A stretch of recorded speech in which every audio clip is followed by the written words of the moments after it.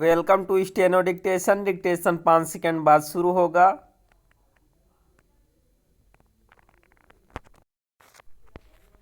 Start.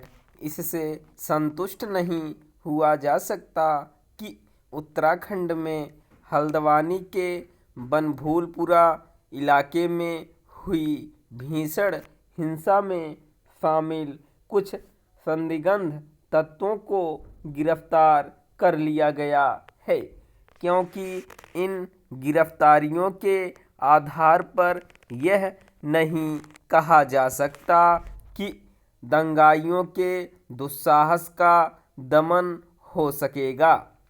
सरकारी जमीन पर किए गए अवैध अतिक्रमण को हटाने के लिए गई नगर निगम की टीम और पुलिस पर जैसा भीषण हमला किया गया, वह कानून के शासन को दी जाने वाली खुली चुनौती है। ऐसी चुनौती देने वाले तत्वों का दमन किया जाना आवश्यक ही नहीं बल्कि अनिवार्य है।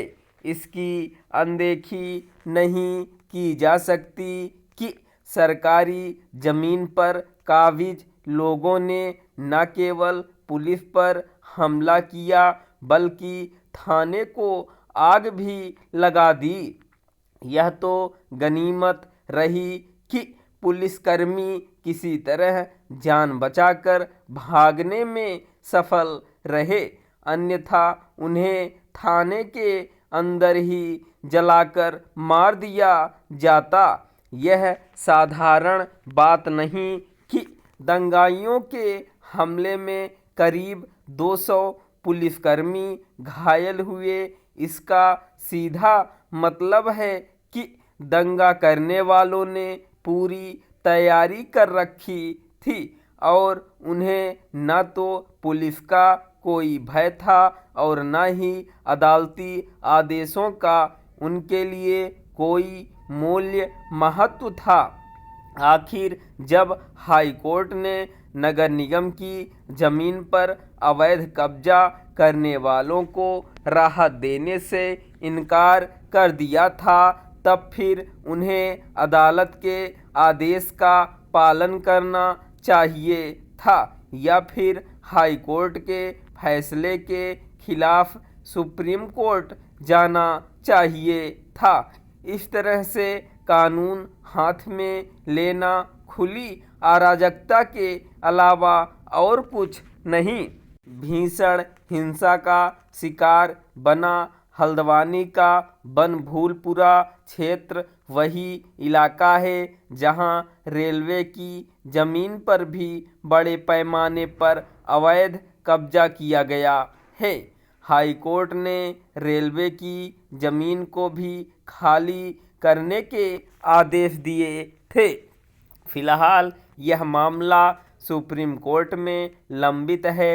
सुप्रीम कोर्ट को ऐसे मामलों को गंभीरता से लेना चाहिए और ऐसा कुछ नहीं करना चाहिए जिससे सरकारी जमीन पर अवैध कब्जा करने वालों को संरक्षण मिले। बनभूलपुरा में हिंसा इस बहाने भड़काई गई कि नगर निगम की जमीन पर तथाकथित मस्जिद भी बनी हुई थी। सरकारी जमीन पर अवैध तरीके से बनाए गए किसी भी धर्म स्थल को हटाने में कोई रियायत नहीं बरती जानी चाहिए, फिर वह चाहे मंदिर हो, मस्जिद, चर्च या फिर अन्य कोई धार्मिक स्थल। इसकी अनदेखी नहीं की जा सकती कि कुछ ही समय पहले हरियाणा के फरीदाबाद जिले में वन भूमि पर बसाए गए खोरी गांव को सुप्रीम कोर्ट के आदेश पर खाली कराया गया था। इस क्रम में सैकड़ों घरों के साथ ही मंदिर और मस्जिद भी हटाए गए थे। यह ठीक नहीं कि सरकारी जमीन पर अवैध कब्जा करने के लिए धार्मिक स्थलों की आड़ ली जाए। इसी के साथ इस पर भी ध्यान देने की ज़रूरत है कि स्थानीय प्रशासन एवं राज्य सरकारों को तभी सक्रिय हो जाना चाहिए जब सरकारी जमीनों पर अतिक्रमण अथवा अवैध कब्जे की शुरुआत हो रही होती है। स्टॉप।